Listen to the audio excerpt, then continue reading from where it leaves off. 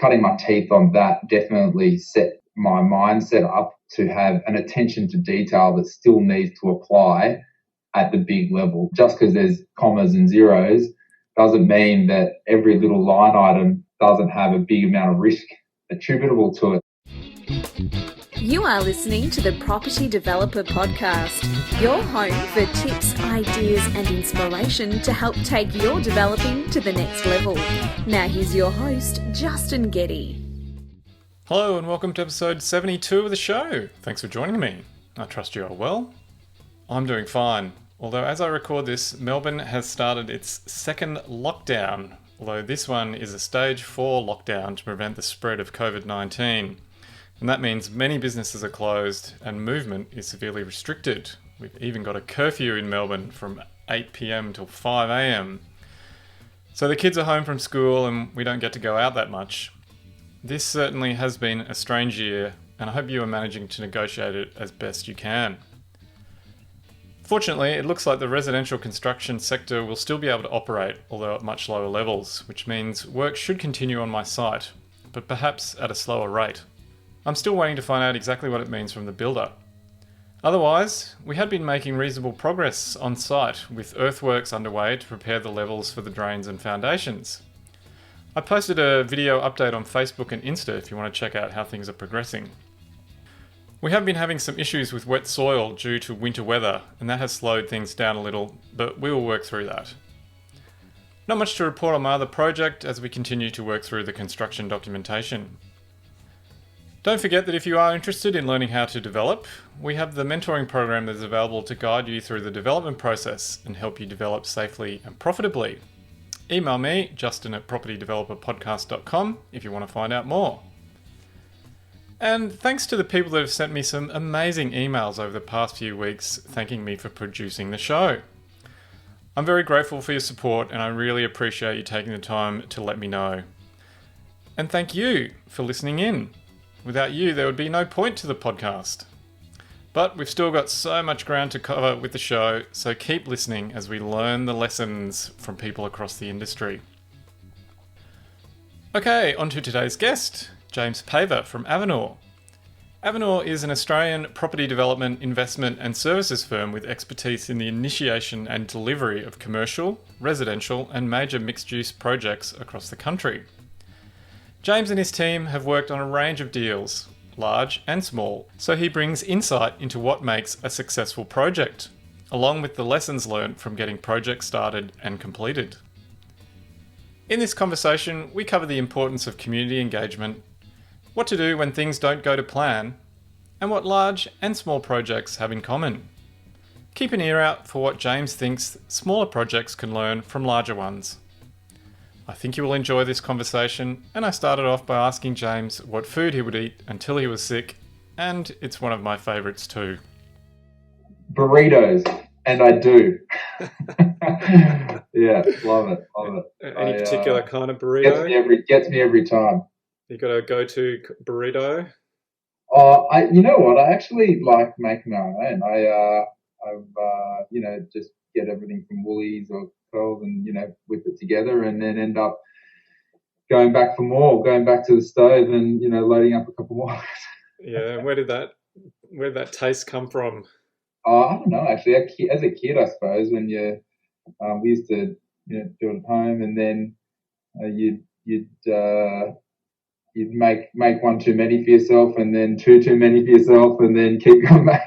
Yeah, they're pretty tasty. I was in San Francisco a few years ago, and a friend of mine who lives there took me to this famous place in the city where they do unbelievable burritos, and they're so filling. They're crazy. They fill them up with black beans and all sorts of stuff. Yeah, I love it. Cheese. Love it. Yeah, you're super full after you've had a good burrito. Yeah, absolutely. Well, James, we're here as usual to talk about developing, and you've got an interesting story to share about your journey into property developing. You're kind of doing it at a bigger level or a higher level than some others might be. But give us a bit of a background of yourself and how you got to where you are today. Yeah, sure. Well, I'm not sure how I sort of made the decision early on to rip into property itself, but I made the decision to go to uni, go to UTS and do property economics. And through that, while I was there, I landed a job with John Boyd delivering, just in the early days, helping him do 161 Castlereagh Street, which was a commercial tower in Sydney. And that sort of set me off on this path of development and major project development in the back of my mind. But that was just a uni, a bit of a side thing. And then my first proper job was in an Investec bank in the team that was structured real estate finance, so funding high net worth developers and investors. And I think through that gave me a taste of almost every asset class and every major Australian market.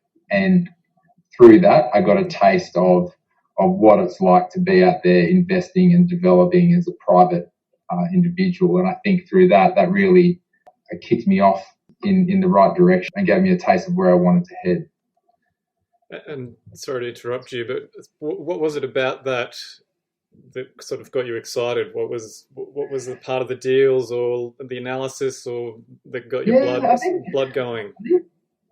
I reckon deal structuring and being able to see all the different ways that people make money out of property and their different approaches to property. And we had a bit of everything. Like there was clients who had a book of $1 billion and some well-known names in the market. And then there were others who had started off as left school at 13 years old and become a panel beater and then started investing in small things. And then over a course of 15, 20 years, built a $400 million book. And so there was a bit of a range of approaches and different models that they would apply. So sort of thought, well, if I can draw on the best bits of each of these different models and apply it myself, then maybe I'll get lucky. Yeah, so you were working for somebody else, seeing these big projects or high net worth individuals. Where did that lead to? I always had a feeling that I wanted to own my own firm in some capacity, and I was thinking maybe I'll go the funds management route or maybe I'll go the development route. And I ummed and ahed, and I said, oh, well, actually, I'll go and build the skill set in development as the route that I take. I went to Leighton Properties, which was a tier one development firm delivering residential and commercial developments across Australia. And then from there, I built a skill set in institutional grade development and delivered the Vodafone Tower in North Sydney and ran bids for other various major projects. And then it was that as Leighton Properties started closing up that book after being taken over by a European firm, I grabbed a couple of the key staff from Leighton Properties and myself and Peter Clemisher set up Avenor off the back of the closure of Leighton Properties. So we grabbed a couple of them and then kicked off doing a similar sort of development model. Just before you go to Avenor, what do you reckon the key couple of things you learnt while you're at Leighton's about developing? I think definitely the team that you have is really important. The team that we were working with at Leighton was the A team, and so we really could bounce off each other and learn a lot. And so that's why when we were setting up Avenor, Pete and I made sure that we grabbed a couple of the key guys to keep that team going. So that's definitely one of them. Another one is hard work. Some of the success that we had there was really a result of putting the hard yards, and so that set up a really good discipline that we could apply across the growth of Avenor when we eventually got going. And so it sounds like you were doing deals that had a lot of zeros involved with them and a few commas.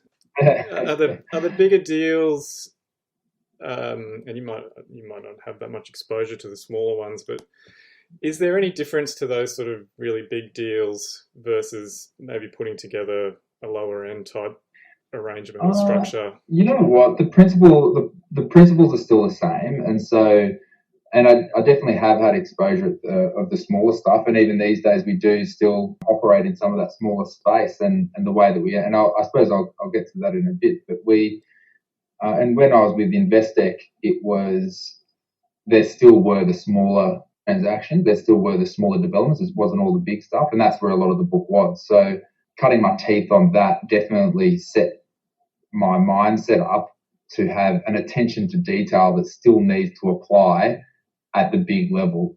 Just because there's commas and zeros doesn't mean that every little line item doesn't have a big amount of risk attributable to it. So you really got to apply the same mindset at the big end, and then vice versa, being able to apply a big picture thinking to small projects is still important. If you get caught in the weeds, then you can miss opportunities. So I think there's definitely some related principles.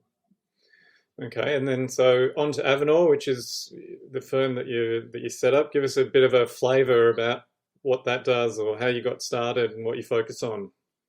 Yeah, definitely. We set it up in 2016, and that it came about, as I said, from the closure of Leighton, and we said, Leighton had a $7 billion book and it was successful, and so let's keep going with that model. And the path that we elected to take was starting off in advisory services and management services for major projects, and then building that into direct investment and development, and then moving that into investment partnerships. And so that's where a big part of our future growth will come from and is coming from. And now we operate across all of those different business units.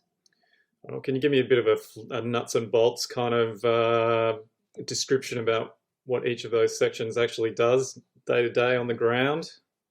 Yeah, sure. So maybe going into the advisory services component of it. One of the first projects, for example, we helped Macquarie Bank in their early unsolicited proposal process with the state government for the Martin Place metro station. So they had a feasibility and a model, and they said, here's what our proposal looks like. And it was making a particular amount of money and had a particular strategy. And then Pete and I and our team came in and managed all of the design consultants and cost planning and programming and feasibility process and the like, and in a compartmentalized sort of way, and then presented back a strategy on how they can improve that project so that it can move to the next phase of that USP. So there's an example of the advisory, and that's more a shorter term thing, but very pointed, success-based, success-driven sort of thing, versus the management services business, which is more around development and project management and advisory. So an example of that would be our Atlassian project at Central Station, which has been in the news a bit lately. So that's one where Avenor had actually, so Pete and I have been pursuing the creation of a tech precinct for Sydney for about 5 or 6 years now, even before we were doing stuff with Atlassian, and we were doing it with ourselves and meeting with Deputy Premier when we were with Leighton, trying to put a consortium to buy Glebe Island and this sort of thing. So we built up a bit of IP around tech precincts in Sydney, and then one thing leads to another, and we're working with Atlassian in the early days, in early concept initiation around, let's create a tech precinct at Central Station. And then we started wrapping our property development investment advisory component of that. How are we going to buy a site? What's the best strategy for planning?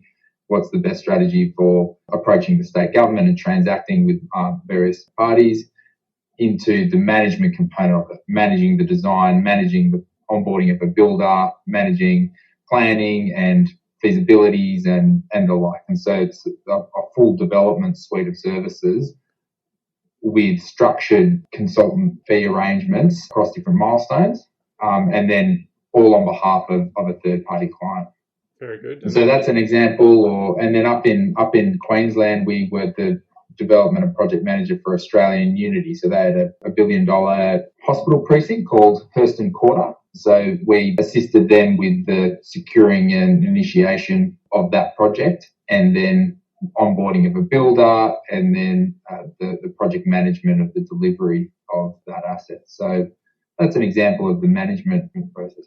And then I think the final one, did you say direct investment into projects? Yeah, so through that, I mean, that's a really good way for us to have consistency and sustainability in our model. We're able to have an ongoing pool of clients that we can build and grow on, and it's to a certain extent, withstand market fluctuations a little bit better than having a balance sheet that's loaded up, for example. And so to then supplement that, we have direct investment. So where we will, with third parties, secure sites, invest some of our own capital, partner our capital with third parties. And at the moment, we haven't gone into the fund space. Maybe in the future we will, but at the moment it's just in either partnerships or in syndicates.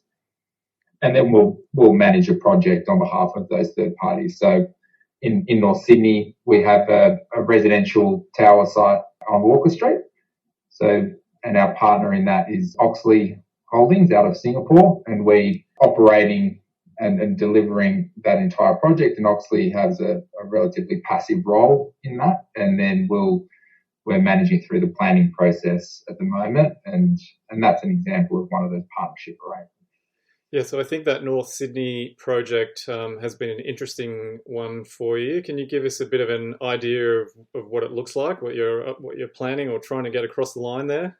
It's been a long journey, but it's quite fulfilling. We amalgamated 24 individual units. So those units were built 80 years ago, and they're right in the middle of the North Sydney CBD, right on the edge of it, next to the Warringah Freeway, and they stand out because they're surrounded by towers between 22 stories up to what's now 50 stories up near the metro station and Denison Street. So and these little apartments are 3-story walk-ups. So it was a prime site, and when we were finishing off the Vodafone Tower in 2016, we thought, oh, well, that's definitely one we should pursue. So we found Oxley and brought them in as a partner and started individually acquiring them and amalgamated 2,400 square metres of actual land area, and then actually came to an arrangement with the next 3 properties as well. So the total area is now 4,000 square metres, and now we've got a planning proposal got approved this year for a 30-story tower. And so that's been a long time coming, but it's now full steam ahead and looking towards construction next year. So which is exciting. Yeah, and I think you had a few bumps and detours through the planning process, as seems to be fairly normal these days. Can you give us an idea of what you experienced and what you learned from that? Yeah, absolutely. Well, I suppose we definitely took an optimistic approach to planning. Council up the road have a site which is the Ward Street Precinct car park, and they're going through a process to rezone that and increase the height of that to over 60 stories. And so we're 150 metres from that site. And so our urban designers did the analysis, said, 45 stories, a bit lower than that one, and particular things with the urban planning and design. And then that got rejected.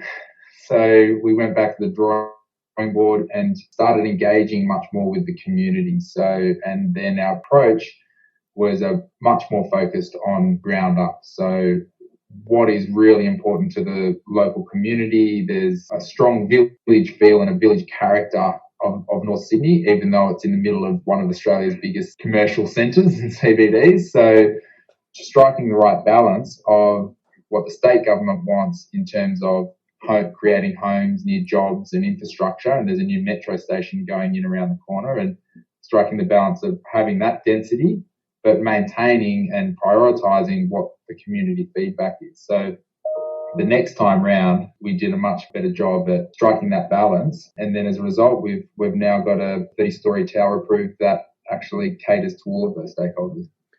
And so what was it that was sort of the biggest not failings, but the weakest points of your first application, and then what was different in the second that then gave you or got the support?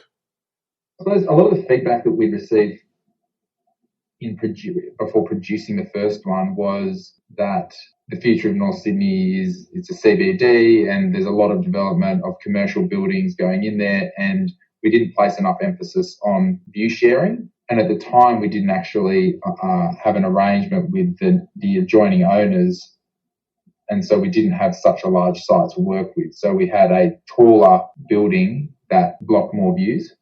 And so in coming to arrangement with the adjoining owners, having a larger site, shifting the tower a bit, and then carving and then engaging with the community, engaging with the people in the buildings opposite, and working out exactly where we could put the built form so that the view lines of neighbouring buildings could be maintained. We could craft a built form that was sympathetic to that.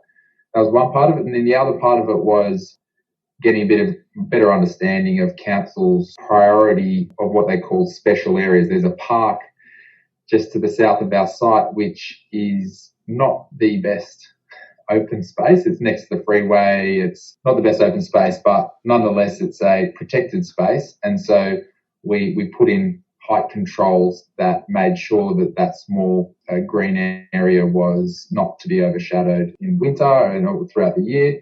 And I think that was a good move because it meant that all of a sudden we complied entirely with council's own principles for their own projects that they're delivering in North Sydney. So that was 2 lessons learned that had we applied a couple of those in the first time round, then we might have had a quick process, but you never know.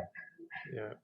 And so did you get community support on the second one, or just less resistance and less objections?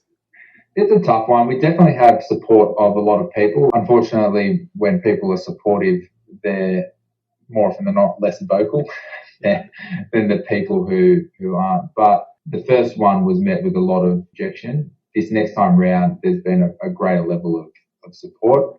But as with any development, we're going to need to continue to listening to the community, even through the delivery phase, to make sure that their needs are heard and that we cater to their feedback. And so did you say the height went from 45 to 30? Yeah, down to 30, yeah. Okay, so that's a pretty significant reduction in yield of 30-odd% change. Mm-hmm. That must have been a bit of pill to swallow, and how are you dealing with that? It is. I suppose the amalgamation that we did was quite rapid, and we managed to acquire so the feasibility could withstand that sort of cut. Unfortunately, the negative side of it is that with the former proposal, there was a significant BPA, what they call it, a voluntary planning agreement, where because of the increase in the land value, it could substantiate a large contribution towards community infrastructure and towards community facilities, and also to affordable housing. So there was an allowance in the initial proposal for a particular amount of investment into the community and the local infrastructure. By cutting down the height and the development yield, it meant that it can't substantiate such an investment. But nonetheless, there's still going to be an equivalent contribution towards affordable housing of 5% of the stock. So that's definitely a benefit towards the community. There's also some public open space that can be that was included in the original proposal, and so a park would be dedicated. And given that the proposal can't substantiate that anymore, there's still green space, but it needs to be reduced in size. And then in terms of community facilities, there was a community facility that was going to be built on the site, but now that's going to be a contribution towards some of the initiatives that council have off our site. So council have their own initiatives up in the Wall Street precinct that will help them deliver when the time is right. And how do you deal with the shifting sands, I guess, or you're going through a project, you've got your end goal that you start out with, your vision of your 45-unit tower, and then along the way things are changing. How do you deal with that? How do you deal with the uncertainty or the changes that are happening to the project? It's always approaching it with a sense of pragmatism. I think if people get too emotional or caught up, then it can hinder their ability to think clearly about the best way forward. And for example, that losing 15 stories off a project is a big one like that, but you need to take the path of least resistance in some instances and really listen to the feedback of the people who hold the gavel. And so in this instance, it's a matter of taking a pragmatic approach to that outcome. And so with that, so you just go back to recut the feasibility, and determine whether it's still worth proceeding, or how do you look at the returns and the feasibility? More often than I suppose not more often not. Every single project we do will always be the decisions and investments we'll make will always have the appropriate risk catered for in the feasibility. And so in this instance, we knew we had a particular level of confidence around a larger development aspiration, and then we had a particular return profile around that. We thought, okay, well, in the event that it goes one way after this amount of time, then here's what the cost of equity would have been in that period of time, and can we withstand that? If we have to make a decision to change paths in the future, yes, we can. What's our risk margin on that? Okay, let's go ahead with that. And so in this instance, we always knew there was capacity for us to be able to pivot at the appropriate time. Then it's a matter of what your plan C and plan D is after that, which is where it gets a bit more sketchy, but we'll always have those in place. And like in the commercial development, like we're also in the commercial development world, and for example, if you've got a lease exposure or a rent exposure on completion, and you've got a particular risk margin that you've embedded in your feasibility, well, you plan it so that you can make sure you're offsetting some of that risk with some of the profits that are there to protect it. So I suppose similar with pre-sales in the development, making sure that you're covering off on your exposure with those pre-sales before you get going is another example. So in the planning world, similar sort of approach. And what sort of time period are we talking here going through planning? What do you not want to talk about? It's been about 3 years since we kicked off initially, but that's actually not too bad that's actually pretty good compared to a lot of others we've seen. We've seen other developments go through very long dated planning processes to achieve quite marginal outcomes.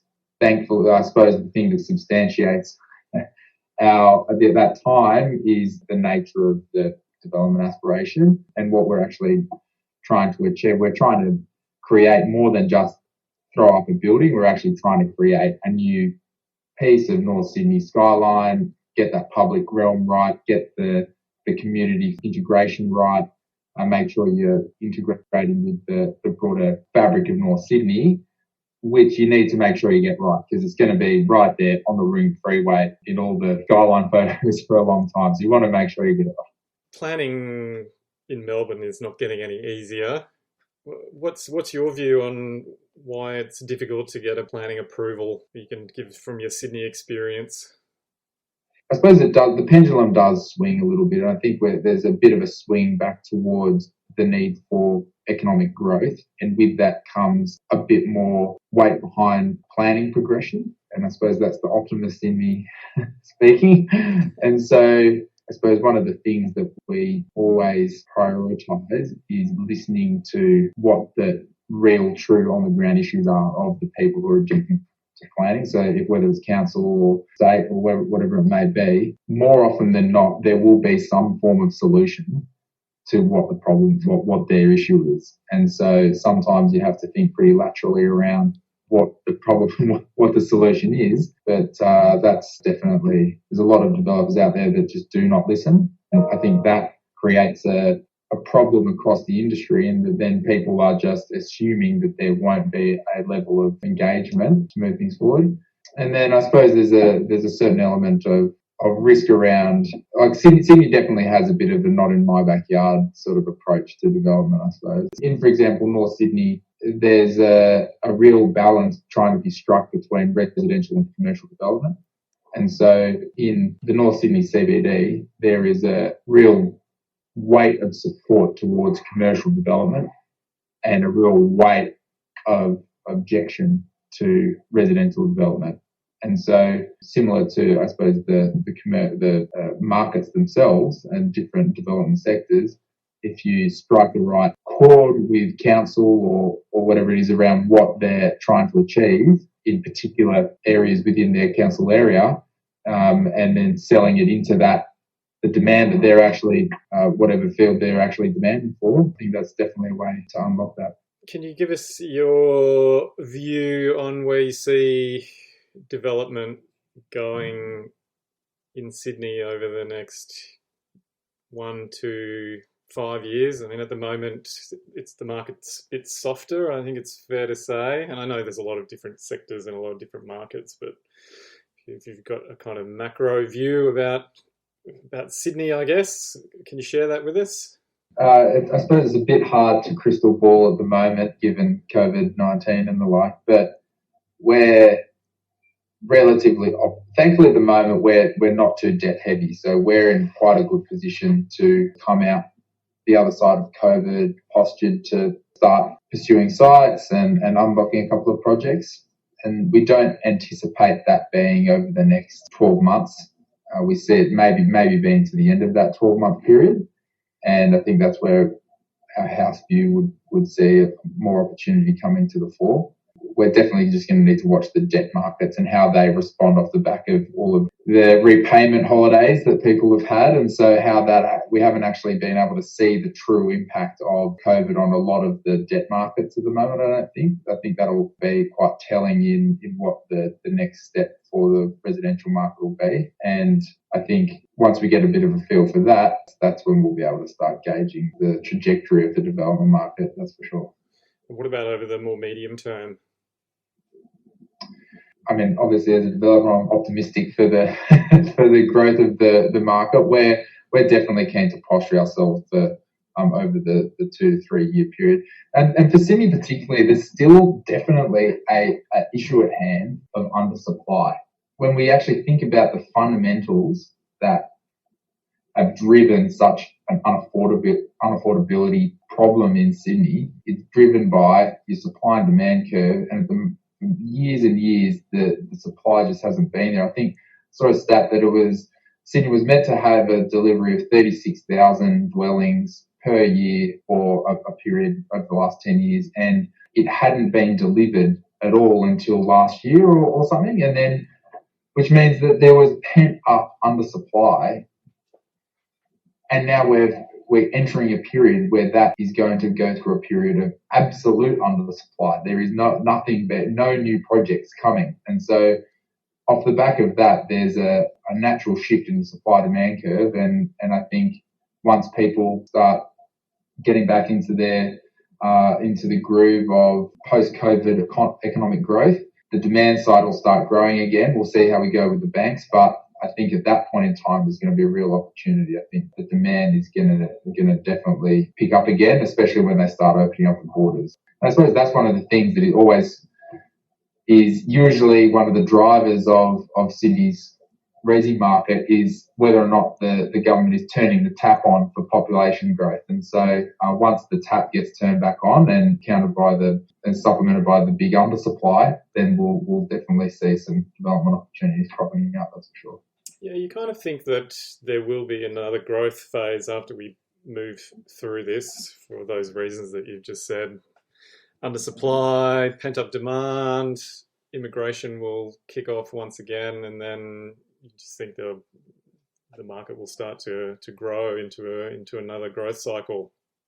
Yeah, but exactly. Again, that might be the optimistic developer in me as well. I know. It's definitely one you want to watch. There's a Warren Buffett quote. I think it's "You only see who's swimming naked when the tide goes out."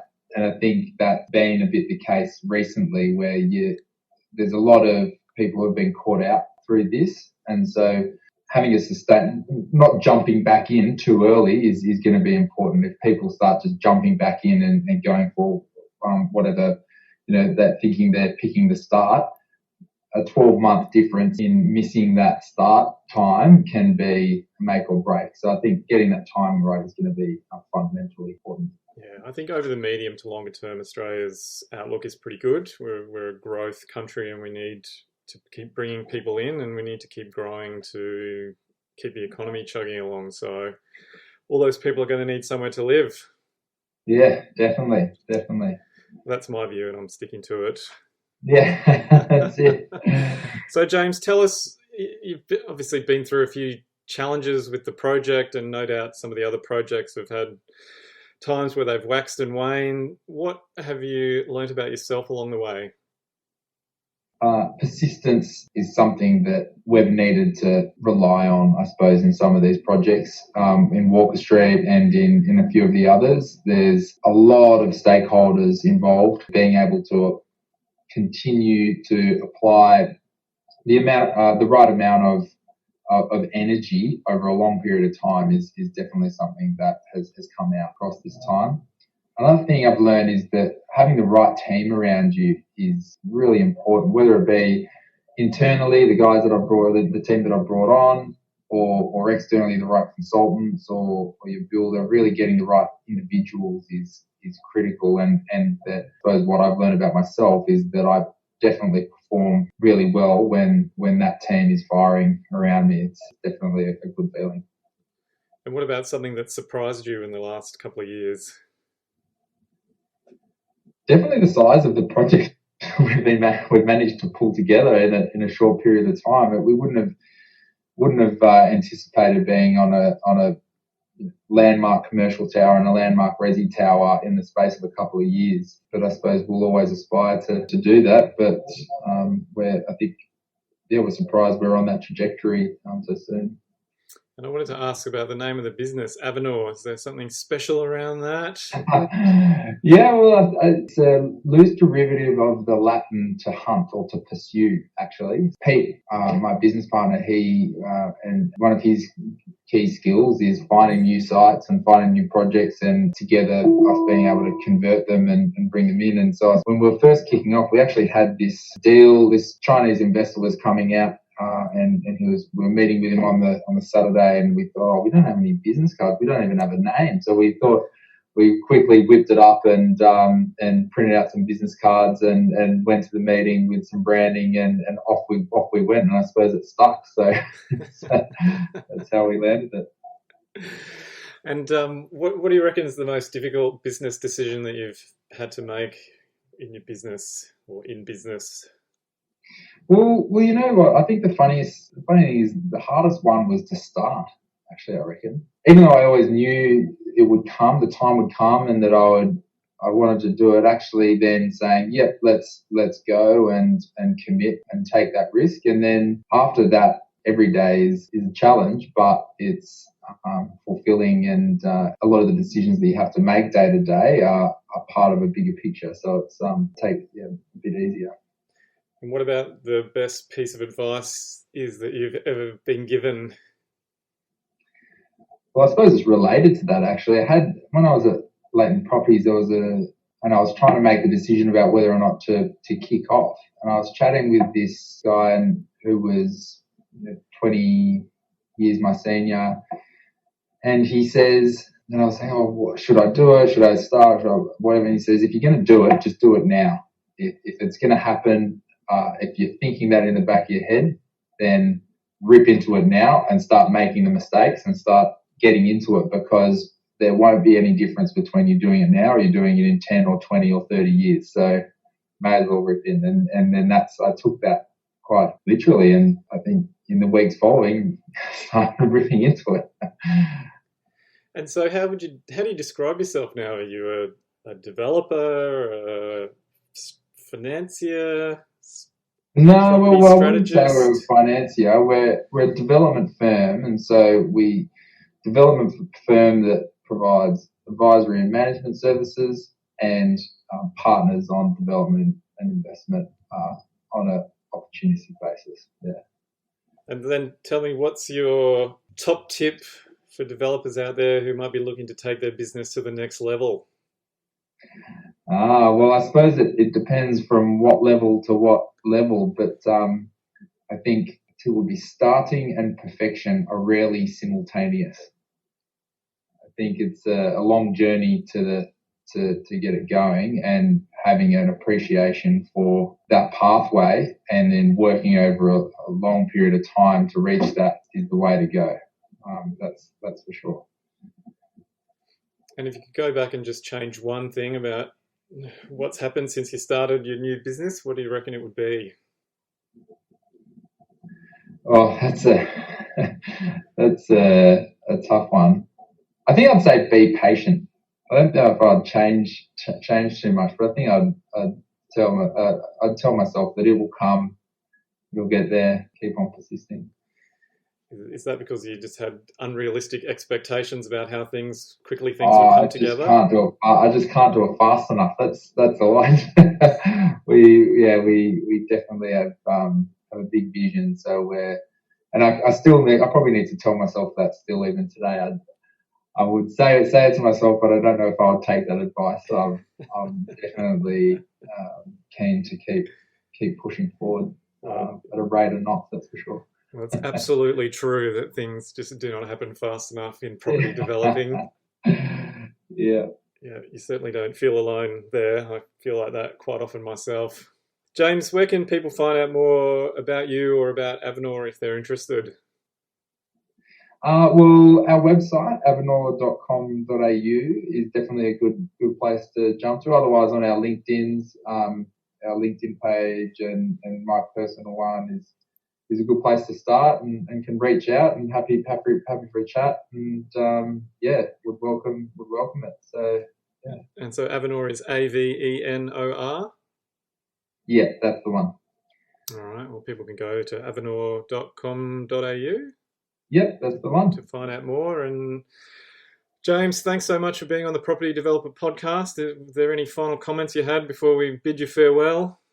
No, excellent. Thanks so much for having me. It's been a pleasure, and look forward to catching up again. Always awesome to talk property developing, and thanks for sharing your insights and lessons learned, and I'm wishing you all the best for your North Sydney project and look forward to seeing some photos as it starts coming out of the ground. That's it. Very welcome. Thank you very much. All right. See you later, James. Okay. See you then. Bye. Okay. There you go. I hope you enjoyed that chat with James. It just goes to show that it doesn't matter what size project you're working on, many of the challenges and issues are the same. Here's a couple of things I took away from my conversation. 1. Expect challenges no matter the size of the development project.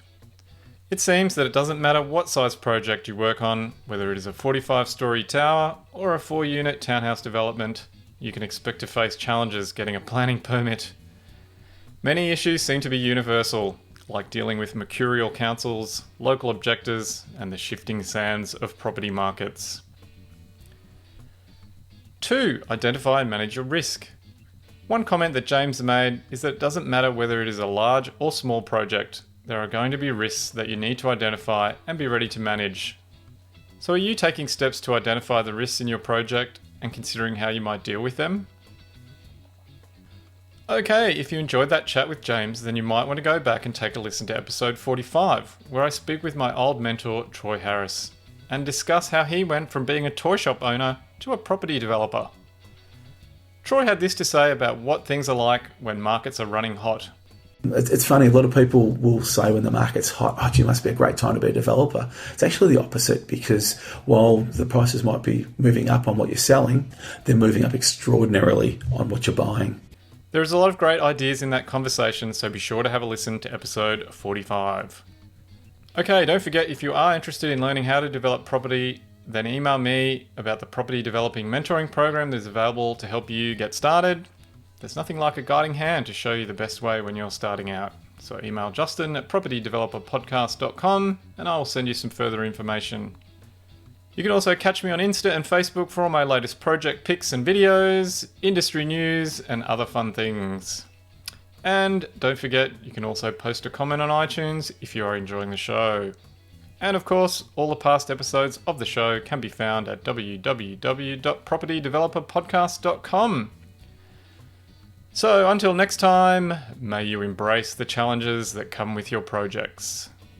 You've been listening to the Property Developer Podcast. Tune in next time for more tips, ideas and inspiration to take your developing to the next level. For more developing love, make sure to visit propertydeveloperpodcast.com.